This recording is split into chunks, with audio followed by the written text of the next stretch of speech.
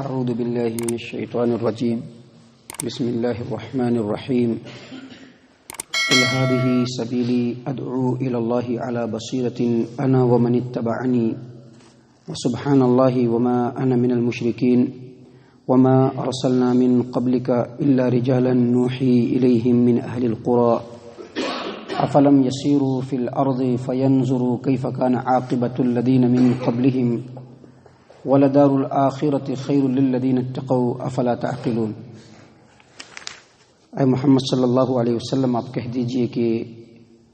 یہی میرا رستہ ہے کہ میں اللہ کی طرف لوگوں کو بلاتا ہوں، اور جو میرا رستہ ہے اس کو میں اور میرے پیروکار پوری وضاحت اور روشنی کے ساتھ، علم کی روشنی کے ساتھ اس کو دیکھ رہے ہیں، اور اللہ تبارک و تعالیٰ پاک ہے اور میں مشرکوں سے میرا کوئی واسطہ نہیں ہے۔ اور اے محمد صلی اللہ علیہ وسلم، آپ سے پہلے ہم نے جتنے بھی رسول بھیجے سب کے سب مرد تھے، بستی والے تھے جن کی طرف ہم وحی کر رہے تھے۔ کیا یہ لوگ زمین میں چل پھر کر نہیں دیکھتے کہ ان سے پہلے جو لوگ آئے ان کا کیسا انجام ہوا؟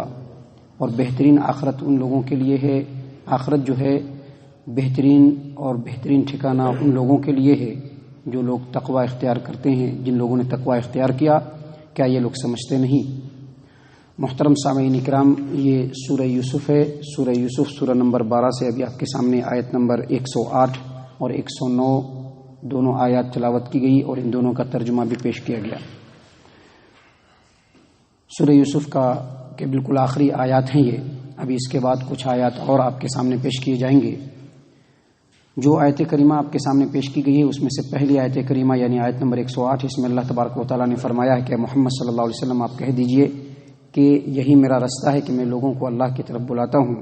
اور میں اور میرے پیروکار جو ہیں وہ اس رستے کو پوری بصیرت اور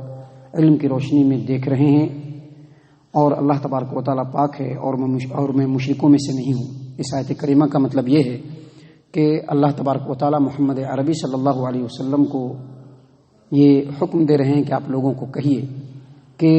میں جس رستے پر گامزن ہوں یہی میرا رستہ ہے جس کی طرف میں لوگوں کو بلاتا ہوں۔ میں یوں ہی لوگوں کی تقلید میں نہیں بلا رہا ہوں، بلکہ جس رستے پر میں چل رہا ہوں، جو میرا طریقہ کار ہے، جو عمل میرے زندگی کے اندر شامل ہے، اس کو میں بھی اور میرے پیروکار بھی پورے علم کی روشنی میں پوری بصیرت کے ساتھ اس کو دیکھ کر کے اور سمجھ کر کے ہی اس پر چل رہے ہیں، اور لوگوں کو بھی پوری بصیرت کے ساتھ ہی دعوت دے رہے ہیں۔ یعنی دلائل اور تجربے کی روشنی میں یہ ثابت کر سکتا ہوں کہ اللہ تبارک و تعالیٰ کے علاوہ جتنے بھی معبودان باطل ہیں وہ نہ کسی کا کچھ بنا سکتے ہیں اور نہ کچھ بگاڑ سکتے ہیں، اور میرا دل اور میرا ضمیر اس بات کے اوپر مطمئن ہے کہ جو ہستی تمام کائنات کا خالق، مالک ہے، رازق ہے، وہی ہستی عبادت کے لائق ہے اور اس کے علاوہ کوئی بھی عبادت کے لائق نہیں، اور میں مشرکوں جیسا کام نہیں کر سکتا، میں مشرکوں میں سے نہیں ہو سکتا۔ یعنی پوری آیت کریمہ کا مطلب یہی ہے کہ ایک مومن اور ایک مسلمان جب ایمان کو قبول کرتا ہے اور عملی زندگی میں آگے بڑھتا ہے تو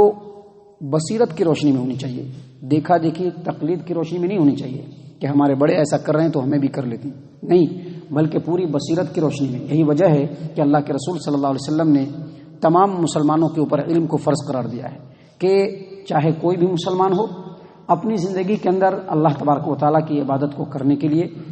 اپنے معاملات کو سمجھنے کے لیے اور حرام اور حلال کو پہچاننے کے لیے علم کا حاصل کرنا ضروری ہے۔ جو آدمی ان علموں کو حاصل کر لیتا ہے وہ دنیا میں بھی کامیاب ہے اور آخرت میں بھی اپنی ذمہ داری سے عہدہ برآیا ہے، اور جو لوگ صرف دیکھا دیکھی زندگی کے اندر کوئی عمل کرتے ہیں تو ایسے لوگ یقینی طور پر حق اور صراط مستقیم کو نہیں پا سکتے ہیں۔ اس کے بعد اگلی آیت کریمہ میں اللہ فرماتے ہیں وَمَا أَرْسَلْنَا مِن قَبْلِكَ إِلَّا رِجَالًا نُوحِي إِلَيْهِم مِّنْ أَهْلِ الْقُرَىٰ أَفَلَمْ يَسِيرُوا فِي الْأَرْضِ فَيَنظُرُوا كَيْفَ كَانَ عَاقِبَةُ الَّذِينَ مِن قَبْلِهِمْ وَلَدَارُ الْآخِرَةِ خَيْرٌ لِّلَّذِينَ اتَّقَوْا أَفَلَا تَعْقِلُونَ۔ دراصل اس آیت کریمہ کے اندر اللہ تبارک و تعالیٰ نے یہ بتلایا ہے کہ محمد صلی اللہ علیہ وسلم آپ سے پہلے جتنے بھی رسول ہم نے بھیجے ہیں وہ سب کے سب مرد تھے، بستیوں کے اندر آئے، لوگوں کے درمیان رہے۔ دراصل ایک اعتراض جو ہر دور کے منکرین رسالت اور کفار مکہ خاص طور سے کیا کرتے تھے، ان کا اعتراض یہ تھا کہ ہم اپنے ہی جیسے انسان کی اتباع اور پیروی کیوں کریں جس کو ہماری ہی جیسی انسانی اور بشری ضرورت اور مجبوری ہے. وہ کھاتے بھی ہیں، ان کو بھوک بھی لگتی ہے، بازار میں بھی چلتے ہیں، ان کو زندگی گزارنے کے لیے زندگی کا سامان بھی چاہیے، وہ شادیاں بھی کرتے ہیں، ان کو بچے بھی ہوتے ہیں، ان کو دکھ بھی پہنچتا ہے، ان کو بیماری بھی لگتی ہے، خوشی بھی آتی ہے، غمی بھی آتی ہے. ایسے انسان کی جو ہمارے ہی طرح سے ہے، ہم ان کی پیروی کیوں کریں، ہم ان کے اوپر کیوں ایمان لائیں؟ یہ اعتراض صرف مشرکین مکہ کا نہیں بلکہ ہر دور کے رسالت کے جو انکار کرنے والے لوگ ہیں ان تمام کا یہ اعتراض رہا ہے. اور نبی صلی اللہ علیہ وسلم سے پہلے جتنے بھی رسول آئے ان تمام کے ماننے والوں نے اس طرح کا اعتراض کیا، اور ان تمام کا جواب اللہ تبارک و تعالیٰ نے یہاں پر بھی دیا ہے اور قرآن کریم میں دوسری جگہ پر بھی دیا ہے. مثال کے طور پر آپ دیکھیے سورۃ المائدہ آیت نمبر 75 میں اللہ تبارک و تعالیٰ فرماتے ہیں مل مسیح ابن مریم الا رسول قد خلت من قبلہ الرسل وامہ صدیقہ کانا یاکلان الطعام. اللہ فرماتے ہیں کہ مسیح ابن مریم جو ہیں وہ رسول ہیں اور ان سے پہلے بھی بہت سارے رسولوں کو بھیجا، اور ان کی ماں جو ہے وہ بڑی صدیقہ اور راست باز تھی. کانا یاکلان الطعام، اور وہ دونوں کے دونوں انسان تھے، وہ دونوں کے دونوں انسان تھے اور کھانا کھایا کرتے تھے. یعنی کھانا کھانے کے بارے میں بتلا کر کے اللہ تبارک و تعالیٰ یہ بتلانا چاہ رہے ہیں کہ مسیح ابن مریم بھی انسان تھے اور ان کی والدہ مریم بھی انسان تھی. اسی طرح سے اللہ تبارک و تعالیٰ نے قرآن کریم میں سورۃ الفرقان میں کہا کہ وما ارسلنا، اے اللہ کے رسول صلی اللہ علیہ وسلم آپ سے پہلے جتنے بھی رسول ہم نے بھیجے ہیں. سورۃ الفرقان آیت نمبر 20 میں اللہ نے فرمایا کہ اللہ کے رسول صلی اللہ علیہ وسلم آپ سے پہلے جتنے بھی ہم نے رسول بھیجے ہیں لیأکلون الطعام ویمشون فی الاسواق، وہ لوگ کھانا بھی کھاتے تھے اور بازاروں میں بھی چلتے تھے. اور سورۃ الانبیاء کے اندر اللہ تبارک و تعالیٰ نے فرمایا وما جعلناہم جسدا، یعنی ہم نے نبیوں کے جسم کو اس طرح سے نہیں بنایا ہے کہ وہ کھانا نہیں کھائے، یعنی ان کو کھانا کھانا پڑے گا، اور ان کا جسم ایسا نہیں بنایا ہے کہ وہ ہمیشہ رہیں بلکہ ان کو مرنا بھی پڑے گا. تو ان تمام آیات کے اندر اللہ تبارک و تعالیٰ نے یہ بتلایا ہے کہ انبیاء جتنے بھی آئے وہ سب کے سب مرد تھے، انسان تھے. اللہ تبارک و تعالیٰ نے یہاں پر اس آیت کریمہ میں یہ بتلایا ہے کہ جتنے بھی انبیاء کو ہم نے بھیجے وہ ایک بستی کے اندر پیدا ہوئے،